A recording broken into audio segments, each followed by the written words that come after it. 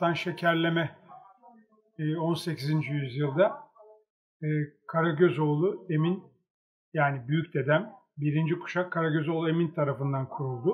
Ondan sonra 1895 doğumlu Fizan'da askerlik yapmış dedem Hacı Mustafa Altan devraldı.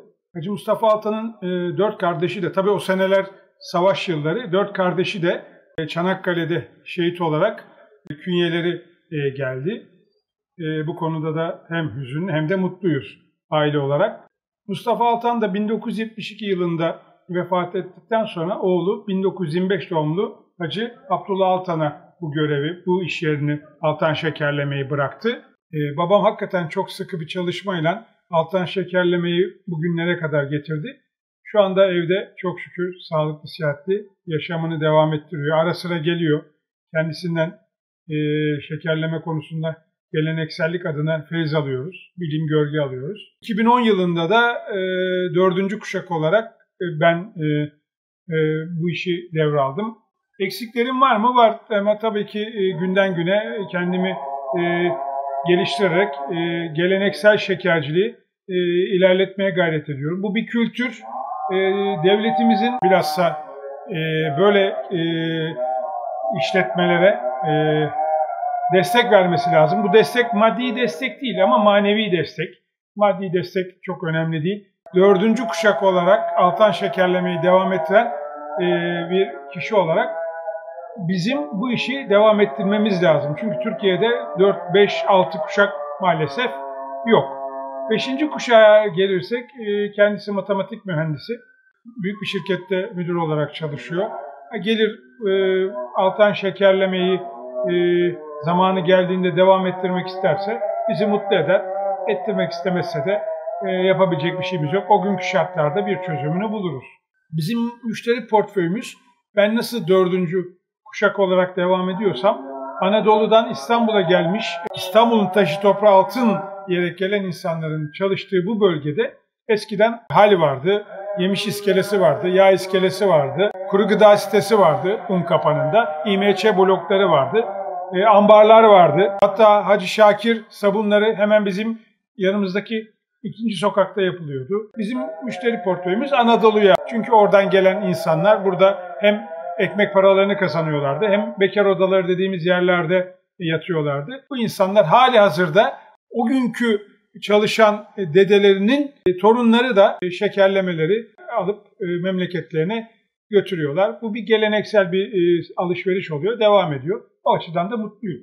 Bundan 3 sene evvel bir Ramazan bayramı süresi içerisinde bir firma akide şekerini reklamda oynattı. Yani akide şekerini zemin olarak reklamda gösterdi.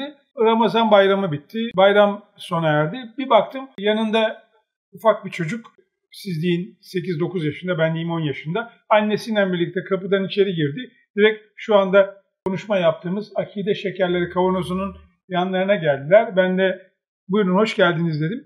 Annesi aynen böyle dedi. Hoş bulduk. Oğlum dedi akide şekerlerinin reklamını gördü. İlk defa böyle bir reklamla karşı karşıya kaldı. Anne akide şekeri nedir diye bana soru sorunca ben de onu gel ben seni geleneksel bir şekerciye götüreyim. Orada akide şekerini hem alalım hem gör hem de tat diye bir tatlı bir sohbet geçti. Yeni jenerasyon, yeni gençler biraz bizim bu ağız tadına uzaklar.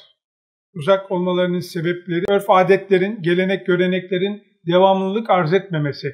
Onun da en büyük nedenlerinden bir tanesi eskiden bayramlarda insanlar birbirine gidiyorlardı, geliyorlardı.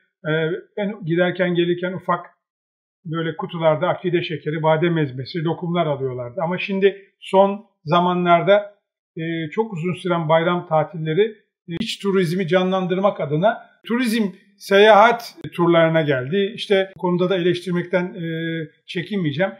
Hükümetimiz de veya dönemin iktidarları da buna teşvik edici kararlar aldı. İzinleri uzattılar, tatilleri uzattılar. Tatiller uzanınca adam baktı hava güzel, ya yazlığına gitti. Hava güzel, ya tatil köyüne gitti. Hava güzel, yurt dışına çıktı. Böylece insanların birbirleriyle temasını görenek anlamında sükûtu hayale uğrattılar.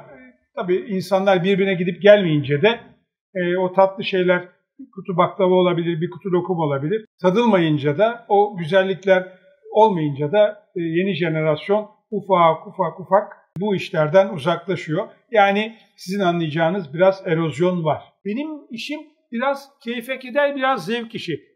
Acil veya ihtiyaç önemi sırasında birinci, ikinci, üçüncü sıralarda yer almıyor. O yüzden biraz benim handikapım bu. Gençler takip etmeli. Gençler örf adetleri, gelenek, görenekleri geleceğe taşımalı.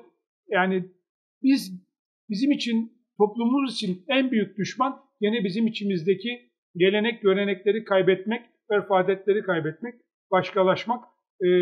Avrupa'nın, yurt dışının, Amerika'nın, dünyanın bence Türk toplumunu rencide etmeden, erozyona uğratmadan iyi taraflarını almak benim naçizane tavsiyem. Geldiğiniz için teşekkür ederim. Altan Şekerleme'yi onurlandırdınız. Her zaman kapımız açık. Herkese saygılar, sevgiler. İstersen bir şarkıyla bağlayayım hocam.